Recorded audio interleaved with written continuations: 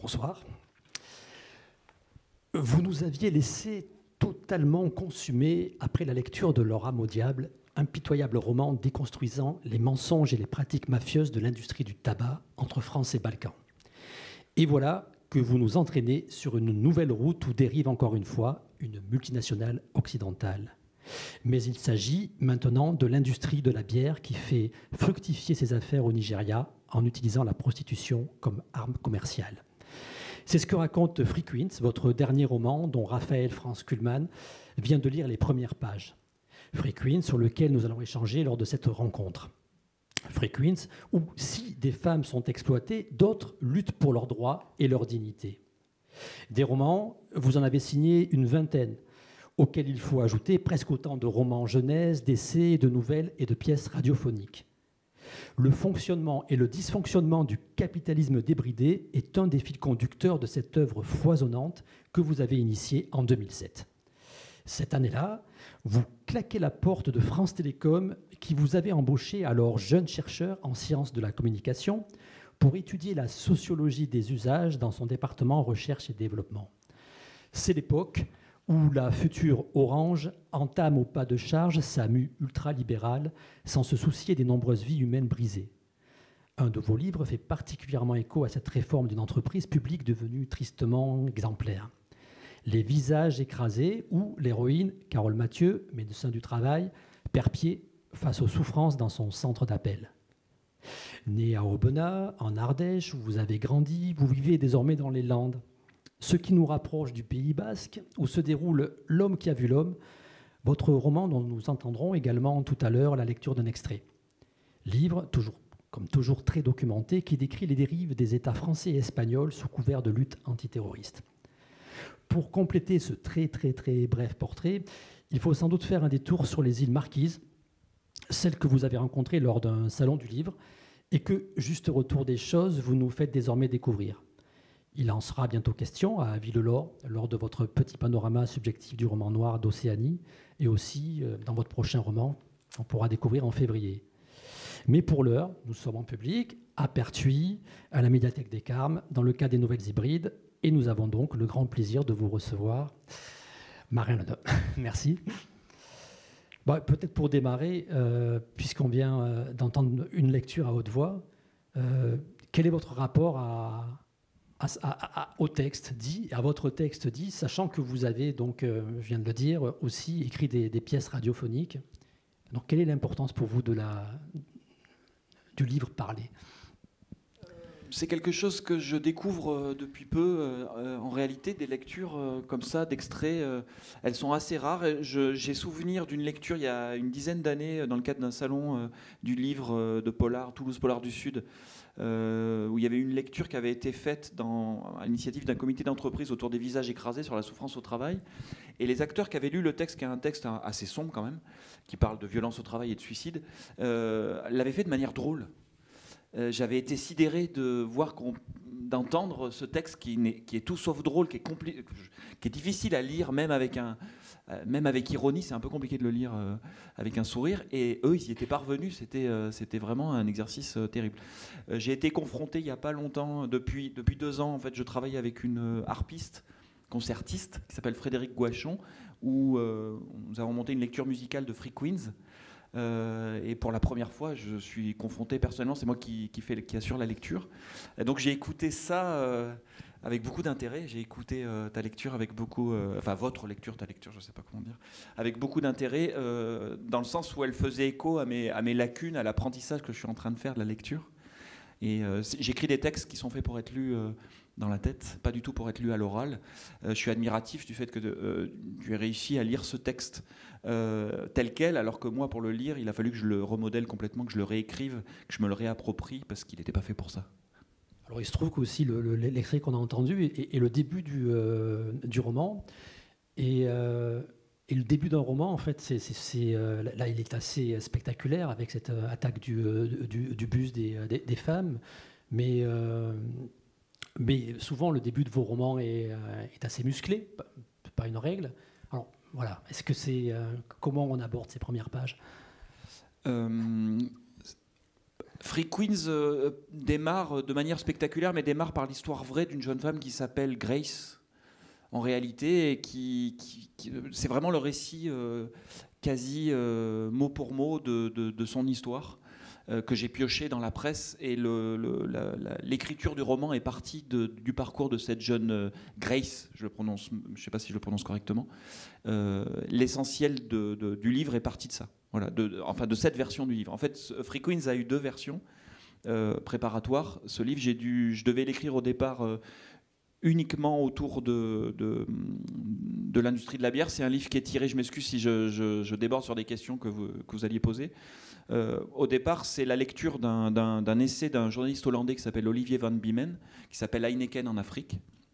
Je suis tombé dessus dans un article dans le Monde Diplo là-dessus, je ne sais plus si c'était en 2018 ou 2019. Et il racontait comment Heineken s'était implanté en 50-60 ans sur le territoire, sur le continent africain, en particulier la façon dont Heineken avait, entre autres, contribué à financer le génocide des Tutsis au Rwanda au début des années 90. En étant l'une des rares entreprises à rester sur place et à négocier avec les génocidaires pour pouvoir continuer de vendre et de produire.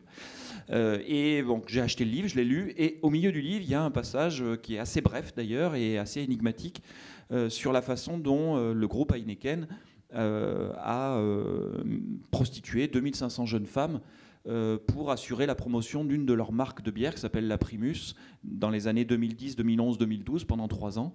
Il y a eu 120 000 candidates, 2500 jeunes femmes qui ont été retenues pour assurer la promotion de cette marque et en même temps pour se prostituer si nécessaire. Ça faisait partie du contrat. Et cette information balancée comme ça au milieu d'un tas d'horreurs, parce que le livre accumule vraiment les horreurs sur les méthodes du groupe sur le continent africain, sans jamais parler du groupe français Castel qui doit avoir des méthodes à peu près similaires, j'imagine, s'ils sont en concurrence. Et voilà. Et donc je suis parti de ça, j'ai essayé de contacter le journaliste. Ça a été assez compliqué pour avoir d'autres informations et pour développer ça parce que ça m'intéressait beaucoup. Donc je voulais parler de ça, un petit peu de l'aspect prostitution, mais surtout des méthodes de ce groupe. Je me suis intéressé dans leur âme au diable et dans les visages écrasés, et je travaillais là-dessus quand j'étais chercheur sur les pratiques criminelles de l'industrie, partant du principe que l'entreprise c'est secret et que les entreprises, ces multinationales-là sont des faiseurs de lois, sont des faiseurs de politique et ont une importance telle aujourd'hui que ça vaut le coup de les étudier. Et on ne les étudie pas beaucoup dans le roman parce que c'est compliqué. Voilà. Et donc voilà. Donc là, c'était un angle d'attaque qui était intéressant sur l'industrie de la bière. Mais bon, peu importe, j'ai rien contre l'industrie de la bière en particulier. C'était simplement que voilà. Et puis comme je suis assez méthodique, donc je me suis beaucoup documenté là-dessus, notamment sur Heineken, mais aussi sur le groupe Castel et sur l'industrie de la bière en général sur le continent africain. J'ai obtenu du Centre national du livre une bourse d'année sabbatique, qui est une bourse assez conséquente, avec l'idée de partir au Nigeria. Grâce au contact d'un ami écrivain, mais qui travaille aussi dans la police, qui s'appelle Laurent Guillaume, qui connaît assez bien le Nigeria, pour avoir travaillé avec les polices là-bas et les douanes, j'ai pris des contacts. Et puis voilà, tout était au feu vert. Et puis le Covid est arrivé, la pandémie est arrivée, et j'ai dû arrêter l'écriture de ce roman. J'ai dû tout remettre en question. Et voilà, est arrivé le confinement et est arrivé un mouvement inattendu dont je parle à la fin du roman, qui est un mouvement lié au développement de MeToo sur le continent africain, et qui est un mouvement qui est né au début de l'été 2020 au Nigeria, qui s'appelle End SARS. La SARS est une police d'État antiterroriste assez violente, qui est soupçonnée, accusée d'avoir agressé des prostituées, violées et par des ONG. Ce mouvement assez vite prend de l'ampleur sur les campus, dans le milieu étudiant et dans la jeunesse nigériane. Alors quand on parle de jeunesse nigériane, juste pour vous situer, le Nigeria c'est 220 millions d'habitants. Lagos et Abuja où le mouvement naît, c'est des centaines de milliers de jeunes et d'étudiants, des millions. C'est 22 millions d'habitants, Lagos par exemple, pour vous donner une idée. Et puis le Nigeria, c'est c'est les États-Unis du monde occidental, si vous voulez. Pour l'Afrique, c'est un pays qui, culturellement, politiquement, draine énormément, a une influence colossale sur le continent africain, même si, sauf si vous connaissez bien le Nigeria, en général, on n'est pas trop au courant de ça, mais le Nigeria est vraiment un pays qui a une influence énorme. Et quand ce mouvement populaire prend de l'ampleur, grâce aux réseaux sociaux, et s'appelle donc EndSARS, il va non seulement drainer dans tout le continent africain, mais il va aussi déborder les frontières dans la communauté afro-américaine, aux États-Unis, etc., et être soutenu par des stars mondiales comme Beyoncé, comme Rihanna, qui vont reprendre le slogan voilà, de défense de ces femmes. Et donc il y a ça qui arrive, et quand j'en parle autour de moi, en fait on n'en entend pas parler, parce que nous on est très concentrés sur nos problèmes de balcon, nos problèmes de confinement, nos problèmes j'ai oublié le nom de ces trucs qu'on était obligés de remplir, aidez-moi. Les attestations, les fameuses attestations. Pendant ce temps-là, il y avait des dizaines de milliers, des centaines de milliers de jeunes qui descendaient et qui bravaient les autorités nigérianes, qui ne font pas dans la dentelle en général, pour finalement rejoindre ce mouvement qui finissait par défendre les violences faites, enfin par militer contre les violences faites aux femmes, et qui avait pris une ampleur mondiale. Et on n'en a pas, à ma connaissance, on n'en a pas parlé, ou très très peu. Voilà. Donc j'ai revu ma copie et je suis arrivé jusqu'à Grace, qui est devenue Jasmine Doyoum, pour répondre à votre question. D'accord. On a fait un grand détour. Donc oui, il y a une logique dans la documentation, dans la recherche, dans le processus. La question, elle portait aussi sur la façon d'attraper le lecteur, en fait. C'est-à-dire, est-ce qu'il y a ce souci de rentrer on l'a compris, dans un sujet qui est complexe, aussi grand au moins que le Nigeria, par quelque chose d'efficace. Enfin, est-ce que ça se pose comme ça au moment de l'écriture, après justement cette phase de documentation sur un sujet immense? Alors ça se pose comme ça, d'abord pour moi, très égoïstement, pour sortir de la documentation, parce que le propre de la documentation, c'est de devoir être évacué aussi vite derrière, parce que je suis là pour raconter des histoires, pas pour vous servir un essai un mauvais essai sur le trafic, sur la traite humaine au Nigeria. La scène d'action d'entrée me permet, moi, d'évacuer tout ça et de rentrer directement dans la fiction. Et ensuite, c'est une modeste déclaration d'amour, enfin une demande d'attention à l'adresse du lecteur, que je vais embarquer sur un sujet qui a priori n'est pas très sexy. On va parler de prostitution, on va parler de cadavres dans la Méditerranée, on va parler de Mac, on va parler de violence, on va parler de choses pas très drôles, et on va en parler vraiment parce que c'est pas un pur divertissement. Je vous raconte des choses qui se passent réellement, et voilà, je vais vous parler des 45 000 prostituées nigérianes qui arrivent chaque année sur le territoire européen. Ça, c'est celles qui arrivent. Après être passées par le Niger et la Libye, il y en a beaucoup qui sont pas arrivées, voilà, qui sont en ce moment dans des espèces de prisons, dans des situations absolument dramatiques. Il y a toutes celles et ceux qui sont noyés dans la Méditerranée. Enfin, vous connaissez cette histoire, elle est tous les jours égrenée dans le fil d'actualité, et voilà. Et dans toutes ces personnes et tous ces visages anonymes et tous ces chiffres de personnes noyées, disparues, ou dont on s'occupe à Lampedusa quand on arrive à les récupérer, ou ces bateaux de militants européens qui essaient d'aller les récupérer mais qui ne trouvent pas de port pour se poser, enfin tout ça. Il y a des Jasmine Doyoum, voilà, 45 000 chaque année qui arrivent sur le territoire européen, quoi. On va rentrer dans Frequenz, mais est-ce que vous avez eu aussi une crainte? Alors c'est pas du tout le cas, je le disais dans mon petit lancement, par rapport à Le Rameau au Diable, le roman précédent. Alors je pense que d'autres lecteurs de Frequenz comme moi auront lu Le Rameau au Diable, de se dire attention, je me suis attaqué à l'industrie du tabac, maintenant je m'attaque à une multinationale de la bière. Attention à éviter de donner une sensation de répétition. On va dire, tiens, mais il nous refait le coup de la multinationale. Oui, alors moi, je n'ai pas du tout l'impression de me répéter, parce que en fait, Frequenz est donc le troisième volet de ce que moi j'ai construit comme une trilogie. Le premier était sur les méthodes managériales, c'est les visages écrasés. Le Rameau au Diable, c'est vraiment un roman sur le lobbying, et enfin, disons, l'explosion de ce qu'on appelle le marketing, un peu à tort, qui est souvent vu simplement comme une méthode de travail, alors que le marketing, c'est une manière de concevoir globalement l'économie et d'intégrer la production, le consommateur, etc. Bon, voilà, c'est une technologie globale de pouvoir, on va dire. Et là, on est vraiment sur l'aspect commercial que j'avais pas vraiment étudié dans mes romans précédents. Voilà. C'est un peu froid de le présenter comme ça parce qu'il y a la chaleur des sujets que je travaille, mais comment dire, l'aspect de fond, c'était vraiment là-dessus sur le commerce. Comment, à un moment donné, parce que le point de départ de cette histoire, pourquoi j'ai eu envie de traiter cette histoire, c'est à partir du moment où j'ai lu ces quelques lignes dans Heineken en Afrique, le livre d'Olivier Van Biemen, j'ai pas pu m'empêcher de penser qu'il y avait un directeur commercial, un petit bonhomme, voilà, qui formé, comme c'est souvent le cas dans ces multinationales, et en particulier sur les filiales à l'étranger, formé dans les grandes écoles européennes, alors peut-être à l'ENA, peut-être à une grande école de commerce française ou anglaise ou allemande, je ne sais pas, qui avait probablement été en poste sur d'autres entreprises, et puis qui se retrouve à un moment donné à gérer le Nigeria pour Heineken, et qui constate que les chiffres ne sont pas très bons sur le marché de la stout. On est numéro 2 derrière le groupe Castel. Et écoutez les gars, j'ai une idée.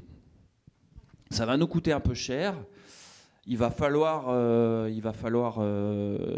des bâtiments, il va falloir des profs pour former ces personnes aux techniques de vente, parce que on va leur promettre un diplôme.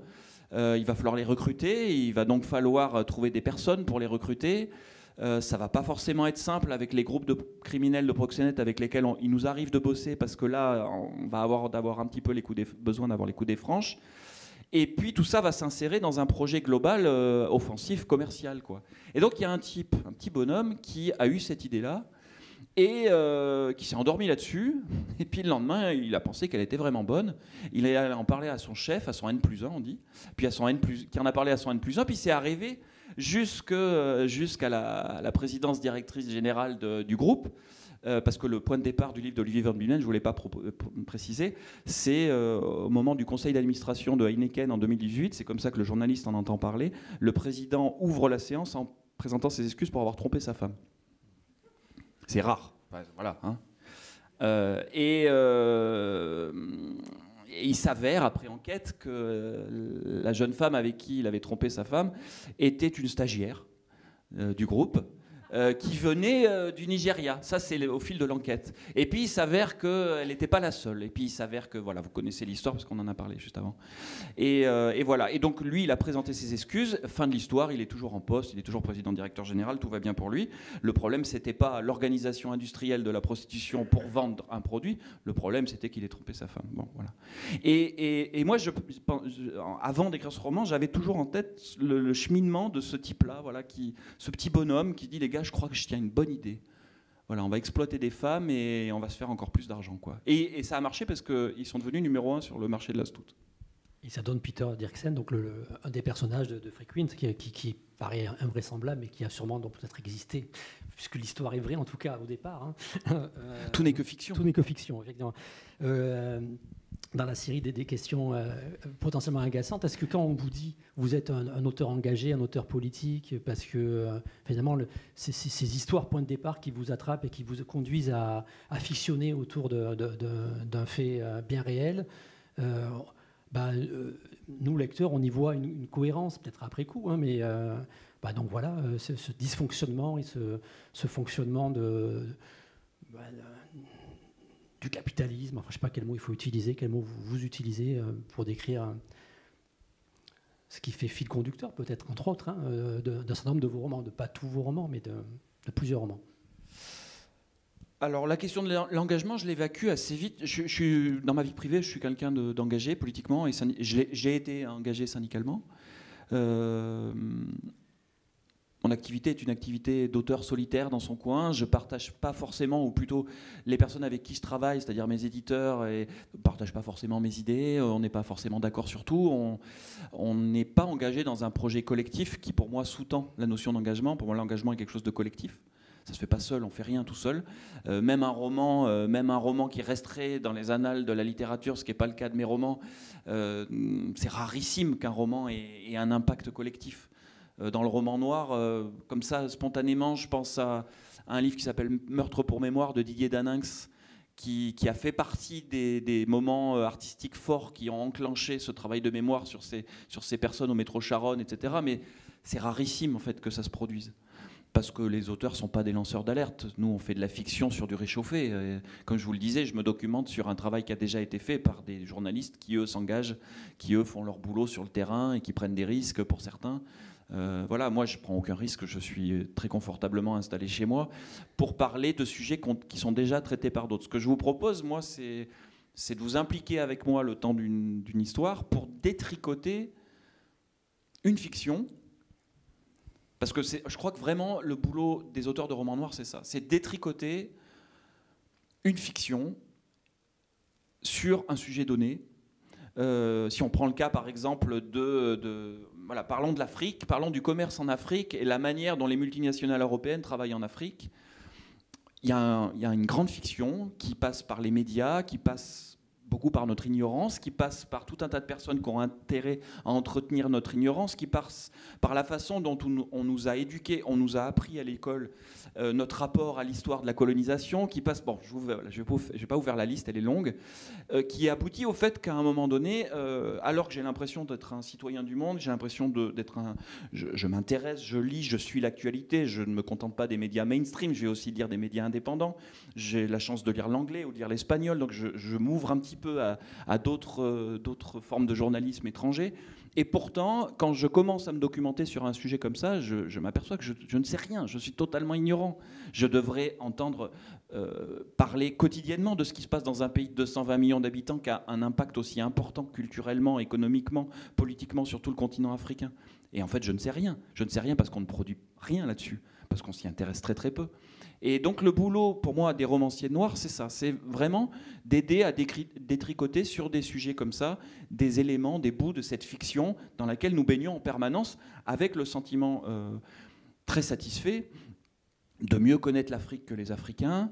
Depuis que le roman est sorti, j'ai fait des tables rondes avec tout un tas d'écrivains français et d'écrivaines françaises qui ont des histoires qui se passent là-bas, et c'est souvent très très savoureux, quoi. Voilà, je ne vais pas citer de nom, évidemment, tant qu'on est enregistré, mais c'est quand même assez savoureux. Voilà, plus les poncifs, l'Afrique, ses odeurs. Voilà, je trouve ça génial, les trucs qu'on nous sort, qui sont... Voilà, notre boulot, c'est ça, c'est de détricoter la fiction. Donc, bizarrement, on écrit des fictions pour détricoter la fiction, quoi. Et en même temps, peut-être que cette fiction, justement, le pouvoir de la fiction, de la littérature, peut avoir plus d'efficacité pour toucher... des gens qui n'iraient pas lire justement l'enquête du journaliste d'investigation dont vous parliez au départ. Oui. Donc il y a aussi une responsabilité, je crois, enfin en tout cas une envie de vulgariser, enfin je ne sais pas si le terme de vulgariser est bon, mais en tout cas de donner à voir, de donner à entendre des faits, des réalités par l'histoire, par la fiction, avec des personnages, de rendre accessible quelque chose qui ne l'est pas, sinon. D'essayer en tout cas. D'accord. Alors, justement, vous parliez de l'Afrique et de comment, quand on n'a pas pu y aller en plus, parce qu'une pandémie vous y a empêché. Ce qui ne m'a pas empêché d'écrire un livre. Exactement. Je fais partie de ce que je critique moi-même. C'est-à-dire que je me retrouve... Comment on arrive à cette prouesse, c'est-à-dire que c'est effectivement... moi, j'ai pas été au Nigeria non plus, mais... Comment on arrive à cette prouesse d'embarquer des lecteurs et de raconter quelque chose et de s'autoriser aussi à raconter un pays, une situation avec cette distance qui est la sienne, d'occidental, d'écrivain blanc. Alors, je ne parle pas du Nigeria dans le roman et je ne raconte pas l'Afrique. C'est ce que je me suis autorisé à faire, parce que je suis quand même romancier, que j'ai le droit d'à peu près tout. Je me suis autorisé à suivre la route de la bière, qui démarre en Europe, qui part alimenter les filiales qui sont en l'occurrence au Nigeria pour le roman, et qui croisent, et qui sont parfois les mêmes routes d'ailleurs, sur les mêmes bateaux, mais il y a des choses cachées et des choses révélées, il y a des choses qui sont officielles et d'autres officieuses, et qui va croiser la route des migrants, les bateaux de fortune, qui va croiser la route des flux financiers, etc. etc. quoi. Donc moi je parle de ça. Ensuite, il a fallu que j'incarne tout ça dans le roman, et l'essentiel du roman, même si les extraits qui ont été lus se passent à Paris, tout le reste du roman se passe au Nigeria, où j'ai jamais mis les pieds, et où a priori, dans l'immédiat, je ne mettrai pas les pieds. Le premier élément, j'allais dire vital, pour pouvoir commencer à imaginer que ça allait se passer au Nigeria, ça a été de lire les auteurs et les autrices nigériennes traduits. On a la chance d'avoir beaucoup d'auteurs et d'autrices nigériennes traduits en France. Très célèbres. Enfin, vous connaissez certainement les romans de Chimamanda Ngozi Adichie. En polar, on a un auteur qui s'appelle Leia Denley qui a sorti 2 romans, dont un qui s'appelle Lagos City, qui est un très très bon polar qui parle de prostitution notamment aussi, qui m'a beaucoup aidé, qui m'a donné des grilles de lecture aussi, de choses que j'ignorais. Et ensuite, le Nigeria est un pays ultra moderne, qui est connecté, il y a de la presse, il y a aussi de la presse indépendante, il y a des gens qui ont des téléphones portables comme chez nous, qui font des vidéos. Comme je m'intéressais à la route de la bière, j'ai suivi à la trace des commerciaux, des groupes Castel et des groupes Heineken, et on trouve de la publicité. Et dans la publicité, il y a du lobbying. Dans le lobbying, il y a des films, il y a des super productions nigérianes. Vous savez, le cinéma nigérian, c'est la deuxième puissance cinématographique au monde, derrière Bollywood, ça s'appelle Nollywood au Nigeria, qui draine toute l'Afrique, et devant Hollywood. Donc il y a énormément de productions. Heineken et Castel sponsorisent et financent un paquet de films aussi. Il y a beaucoup de placements de produits. Il n'y a pas la loi E20 au Nigeria. Voilà. La bière s'adresse aussi et beaucoup aux jeunes. Les industriels de la bière s'adressent aussi et beaucoup aux jeunes. Ce qui est au départ la mission de la loi E20, c'est d'arrêter de s'adresser aux jeunes. Et donc en fait, il y a énormément d'informations. Encore une fois, ça a été d'informations écrites, mais d'informations visuelles. C'est-à-dire que j'ai trouvé aussi des petits films. Des petits films de presse, des petits films de médias qui nous montraient des images de ces camions. Je parle de Coccinelle à un moment donné, d'une offensive de Coccinelle, parce que c'est une histoire vraie. Voilà, c'était un commercial qui avait eu l'idée absolument folle de lancer une centaine de coccinelles comme ça. Elles étaient peintes aux couleurs de la marque, et elles sillonnaient les petits chemins et les routes, parce que la voiture était réputée increvable, et donc ça pouvait passer partout. Et voilà. Et donc, bref, au bout d'un moment, j'avais trop d'anecdotes, il a fallu que je trie. Et tout ça me parle de la route de la bière qui passe par le Nigeria. Mais elle ne parle pas du Nigeria. Je n'ai pas la prétention de raconter le Nigeria. Mais évidemment, j'ai lu des livres d'histoire, je me suis intéressé au Nigeria. Il a fallu connaître certaines choses pour pouvoir en parler. Mais... Alors, il y a aussi question des femmes dans ce roman particulièrement. Il y a une héroïne, donc la journaliste qu'on suit dans sa démarche, et qui nous amène d'ailleurs au Nigeria, qui fait le pont un peu entre la France et le Nigeria. Donc les femmes qui sont à la fois victimes et aussi en lutte, clairement. C'était important ça, d'essayer de... C'est le côté qui fait un peu... Enfin, on prend cher comme les gens. Enfin, c'est noir, ce qui est décrit. Mais il y a cet aspect plus solaire, en fait, de personnes qui se battent, quoi, même si c'est rude. En fait, quand il a été question de prendre contact avec ces ONG, parce que j'ai essayé, au Nigeria, pour nourrir le roman et peut-être éventuellement développer des personnages de prostituées nigérianes dans le roman, ce que j'ai finalement pas vraiment fait. C'est plutôt des personnages secondaires ou tertiaires, c'est plutôt des silhouettes. Les personnages principaux sont pas des personnages de prostituées.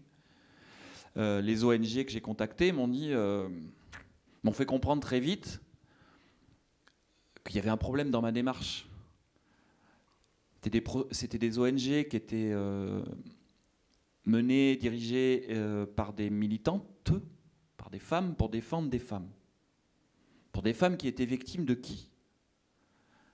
Des quinquagénaires blancs européens, quoi. Voilà, donc moi, typiquement. Donc en fait, j'étais la source, même si moi, j'étais pas le client, moi, Marin Ledin, mais j'étais la source du problème. Donc c'était impossible d'avoir accès. J'ai perdu le fil de la question. Je faisais un détour, complètement, mais on est dans la question. Et c'est pour ça que j'ai pas. C'est pour ça que ce sont pas des personnages centraux. Enfin, c'est pas les protagonistes du roman, parce que j'ai pas eu accès à elles, et je ne pouvais rien dire qui ne soit uniquement des projections d'un homme blanc de 50 ans sur elle. Voilà, moi j'en sais rien en fait. Donc Donc voilà. Donc j'en parle sans en parler. Free Queen, c'est le titre du roman. Ce sont les en filigrane, ce sont les personnages principaux du roman, puisqu'on ne parle finalement que d'elle, mais c'est un petit peu comme dans le roman de Robin Cook. Si vous n'avez pas lu J'étais Dora Suarez de Robin Cook, le personnage principal, Dora Suarez, est le personnage qui est mort dès le début du roman et dont on parle pendant tout le roman. Et en fait, on parle de ces femmes pendant tout le roman, on parle de ces ONG pendant tout le roman, mais finalement, ce ne sont pas les personnages en action du roman. Alors, c'est un parti pris d'hommes blancs de 50 ans. D'accord. Il y avait une deuxième, dans la question, peut-être une sous-question. C'est la question du côté positif qu'a amené malgré tout Est-ce que ça, quand on écrit des romans noirs, on se dit à un moment, je ne vais pas trop assommer le lecteur. Enfin, dans cette réalité-là, il faut contrebalancer un petit peu. Alors moi, je ne sais pas faire ça du tout, donc je ne le fais pas. Simplement, là, c'était un principe de réalité. Il y a eu ce mouvement fantastique et inouï au Nigeria, parce que c'est la première fois, on est quand même dans une dictature, où manifester son mécontentement, c'est quelque chose qui ne se fait pas du tout et qui est plutôt réprimé dans le sang. D'ailleurs, ce mouvement a fini par être réprimé dans le sang dans la réalité. Mais il y a eu ce mouvement inouï où des dizaines de milliers de personnes se sont mobilisées dans le cadre de ce grand mouvement international qui est MeToo, et qui a donné 3-4 mois d'une liberté folle, qui était une liberté dans les rues, qui était une liberté créatrice, qui a donné lieu à des chansons, qui a donné lieu à vraiment un mouvement hyper important au Nigeria sur le militantisme contre les violences faites aux femmes. Voilà. Alors, donc c'est positif. Oui. C'est positif, mais c'est positif dans un pays, dans un système patriarcal, dans un pays ultra corrompu, qui finalement a réprimé tout ça dans le sang. Donc bon, oui, c'est positif, je sais pas, enfin, j'en sais rien, quoi. J'ai du mal à défendre le positif dans ces cas-là, quoi. Oui, on a lu, on a lu. Roman noir. Vous dites parfois, il me semble, vous m'arrêtez si c'est faux, qu'un roman noir, en fait, c'est plutôt ni noir ni blanc, mais gris. C'est ça. Avant, je disais 50 nuances de gris, mais on peut plus trop le dire maintenant. Oui, c'est ça. C'est-à-dire que le roman noir, il porte assez mal son nom. C'est un roman de la nuance plutôt. Justement, c'est le roman noir par opposition peut-être aux littératures de divertissement, dans lesquelles on retrouve parfois un peu certains romans policiers ou thrillers, qui peuvent être de très grande qualité par ailleurs, c'est pas la question, mais où on est plutôt sur un découpage entre les figures du bien et les figures du mal. Dans le roman noir, on est plutôt sur de la nuance autour de tout ça. Donc roman noir, c'est littérature populaire de critique sociale. Vous voyez, c'est vrai que ça porte assez mal son nom. Dans les personnages, malgré tout, certains sont...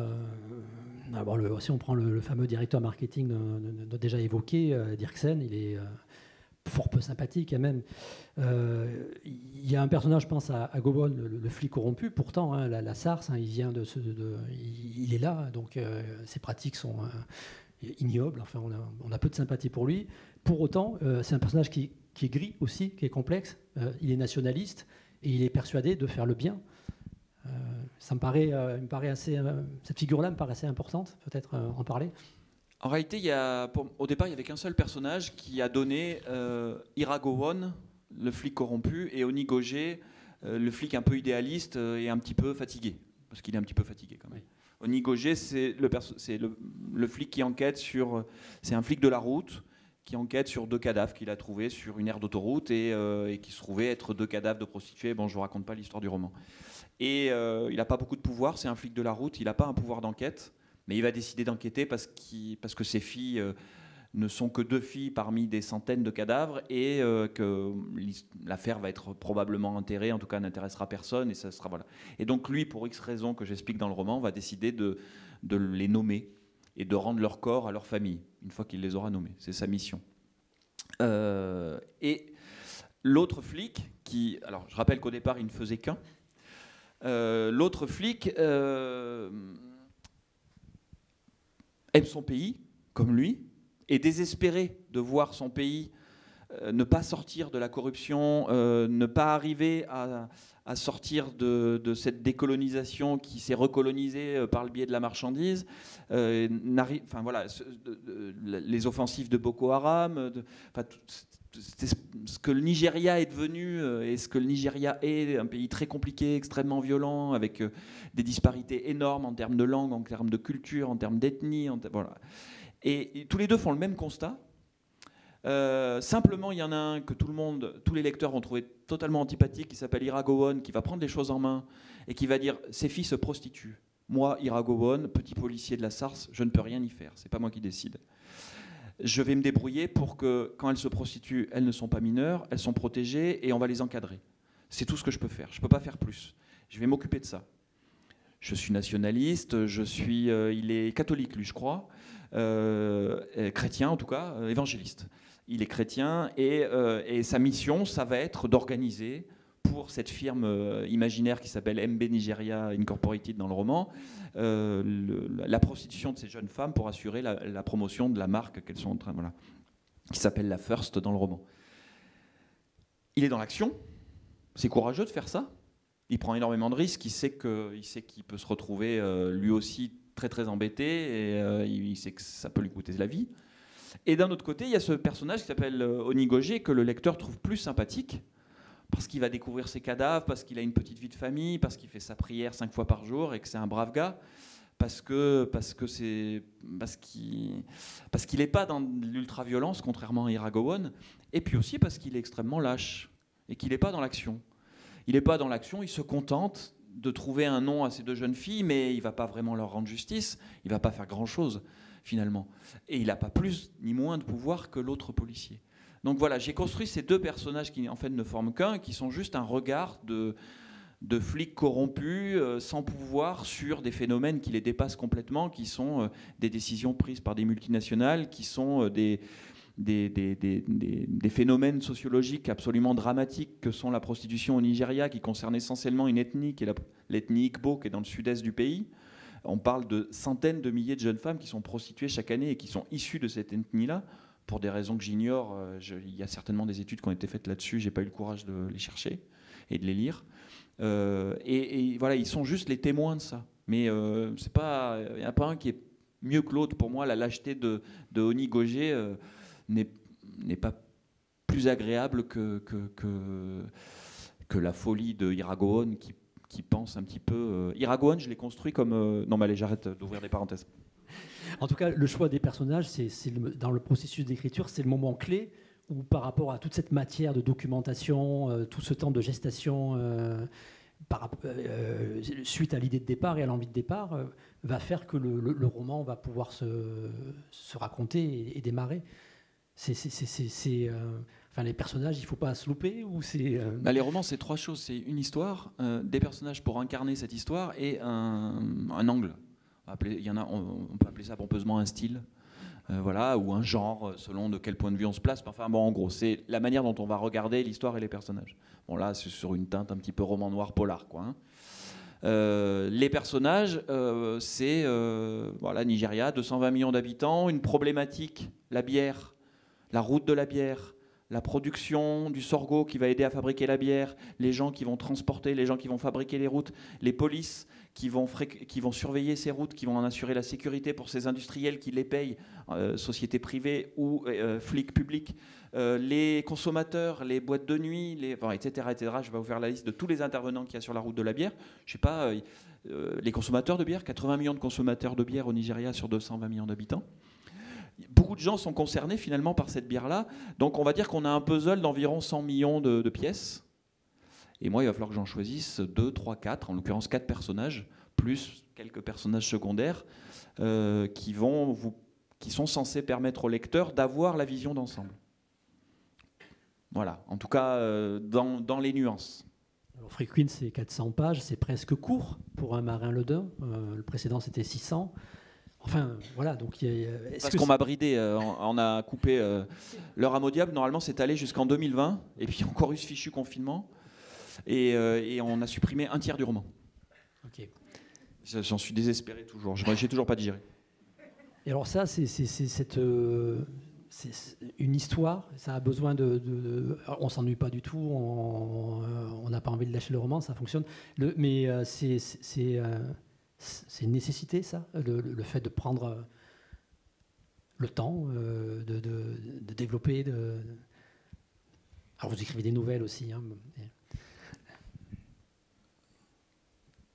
Je ne sais pas de quoi répondre à cette question parce que ça varie vraiment avec le sujet et la manière dont je vais le traiter. Je ne vois pas comment j'aurais réussi, sans connaître suffisamment bien le Nigeria et la route de la bière au Nigeria, à traiter le sujet en une nouvelle de 20 pages.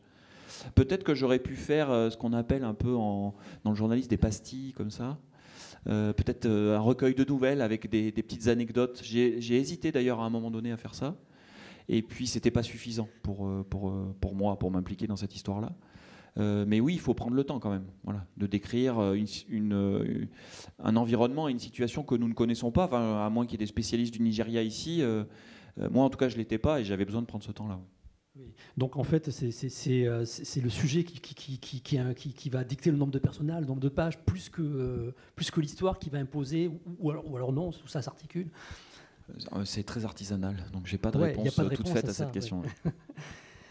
Alors, vous avez signé un petit essai, Mon ennemi intérieur, pour répondre à une question que des gens comme moi doivent vous poser tout le temps. C'est la place du roman noir dans la société.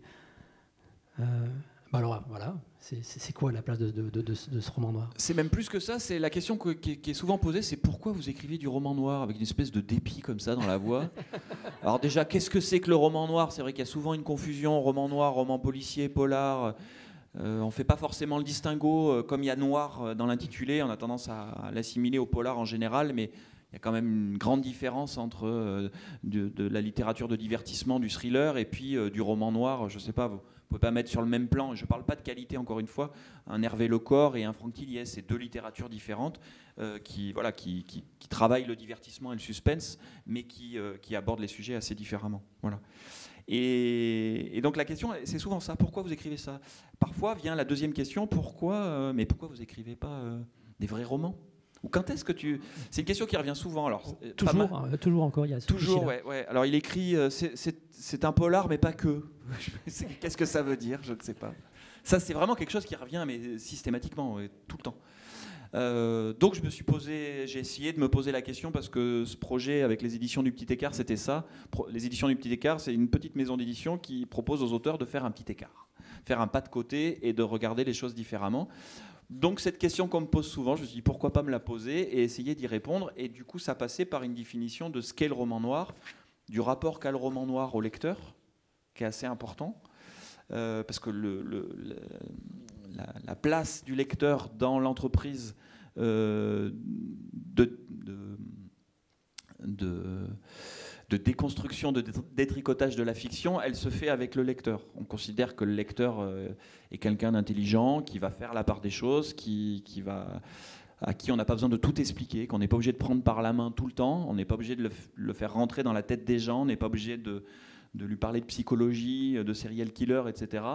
Lui-même a sa propre lecture du monde et on va lui parler de sujets qui pourraient éventuellement l'intéresser s'il a envie de nous accompagner. Donc c'est un petit texte très court qui fait 50 pages, 60 pages pour aborder ça. C'est ce rapport qu'on a au lecteur.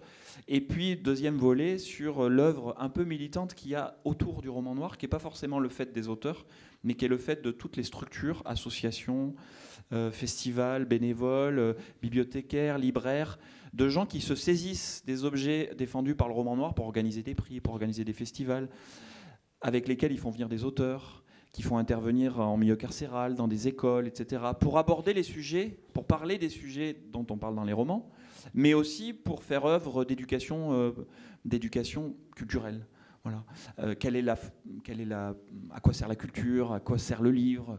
À quoi sert le roman noir finalement? Pourquoi on en lit? Pourquoi on aime ça? Et donc en fait, je parle aussi de ça dans ce petit texte-là, pour remercier et puis pour mettre en avant aussi tous ces gens. Là, on parle de dizaines et de dizaines de festivals qui ont lieu chaque année et qui ont à cœur de faire un lien entre les lecteurs et ces textes-là. Et je parle du roman noir. Hein. Alors on savait qu'on allait être court et qu'on allait manquer de temps, mais on s'approche dangereusement de la fin de notre discussion. Peut-être un mot, là le roman se passe au Nigeria, donc c'est un pas de côté par rapport à votre zone de confort, je ne sais pas si on peut dire comme ça, la France. Mais même en France, vos romans se situent souvent en Isère, en Drôme, en Ardèche, pas à Paris par exemple, principalement. Ça, sur la géographie, en fait, je ne sais pas si vous avez réfléchi à ce fait que vous allez sur ces terrains-là.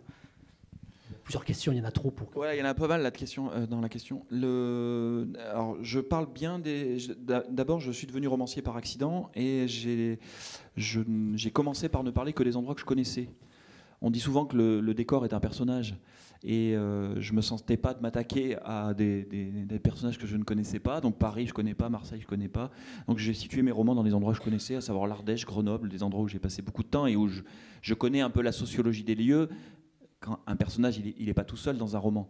Il traduit un contexte social, il traduit une classe, il traduit des catégories socio-professionnelles, il traduit toute une sociologie.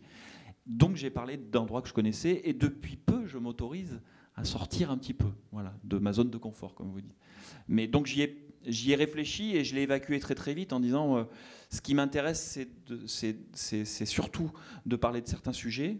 Donc je vais utiliser des territoires que je connais. Comme ça, j'aurais pas besoin de trop réfléchir à ça. Et la deuxième chose, c'est assez rapidement, je me suis aperçu aussi que ces sujets, ces endroits-là, je les connaissais et en fait, ils m'intéressaient. Le roman noir le polar est souvent urbain. On pense à Iso et Marseille, on pense je sais pas, au Poulpe et Paris. On pense, voilà, souvent les polars suivent leurs créateurs et leurs créateurs sont souvent des gens qui vivent dans des grandes villes, quoi. Voilà. Et des polars qui se passent, des polars sur les méfaits du capitalisme ultralibéral qui se passent à la campagne. Voilà, alors on en parle un peu avec Simenon, voilà, la petite bourgeoisie de province. Et évidemment, il y a plein d'auteurs, peut-être méconnus, mais qui abordent ces questions-là. Je pense à un auteur qui s'appelle... ça y est, j'ai perdu son nom, qui est publié chez Rivage, qui s'appelle Louis... Ah, ça me reviendra. Tant pis. C'est pas... Voilà, donc... Bon, qui nous parle de Dordogne, etc. Bon, voilà. Et donc, l'idée, c'était de situer aussi, de parler de ça, de cette misère sociale qui est diluée, parce qu'on ne la voit pas, parce qu'elle est à la campagne, et qu'on a l'impression que la campagne, c'est des endroits où on va en vacances plutôt, oui. Donc, puisqu'on n'est pas en avance, rappelez juste qu'il sera question d'Océanie en plus, pour un pas de côté, donc jeudi à Villelor, sur un petit panorama du roman noir d'Océanie. Et pour finir, une actualité, puisque souvent c'est votre matière, avec un procès qui vous ramène à votre histoire et à votre histoire d'écrivain. La condamnation, le pouvoir en cassation en fait, de Didier Lombard, le PDG d'Orange, France Télécom, à 1 an de prison avec sursis, 15 000 € d'amende pour harcèlement moral institutionnel suite à ces faits de management. Et donc, le jugement sera rendu le 21 janvier prochain. Quel regard vous portez sur cette histoire-là et est-ce que cette plainte, elle a été déposée il y a très longtemps. Il se trouve qu'à ce moment-là, j'avais sorti Les Visages écrasés, qui avait été adapté au cinéma avec Adjani, donc qui avait fait un peu parler de lui. Donc c'est un processus dans lequel j'étais impliqué. C'est le syndicat Sud qui a déposé cette plainte, Sud PTT. C'est un syndicaliste qui s'appelle Eric Benel et qui a passé 6 ans de sa vie à s'occuper de ce procès. À trouver les sous pour les avocats, enfin bon bref, etc. etc. Il a demandé pour la première audience, pour le premier procès qui a eu lieu et qui a obtenu la condamnation du top 10 de France Télécom de l'époque, dont Didier Lombard, à des peines sérieuses. Évidemment, ils ont fait appel, les peines ont été fortement réduites en appel, mais c'est pas suffisant pour eux, bon, etc., etc. Ils avaient demandé à des sociologues, à des écrivains. Il y a Dominique Manotti qui est venu, Serge Quadrupani, écrivain de polar, de romans noirs, on nous demandait de venir assister à une journée de procès, d'en faire un compte rendu qui a été mis en ligne et qui ensuite qui a été publié dans un petit livre que le syndicat a publié en 2022 peut-être. 2022, ouais, c'est ça, 2022. Procès qui avait été suivi à l'époque par un seul journal. Alors, je ne suis pas du tout militant à ce parti, mais je le signale quand même.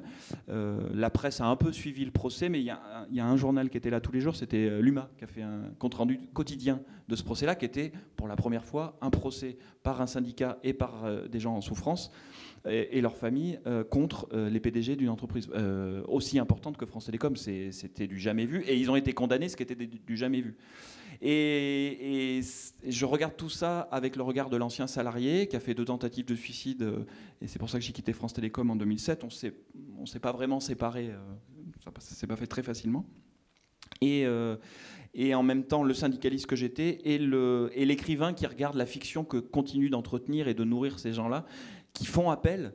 C'est totalement indécent alors que leurs condamnations sont désormais symboliques, mais qui font appel parce qu'ils ne lâchent jamais rien et qu'à la fin, ils veulent gagner, quoi.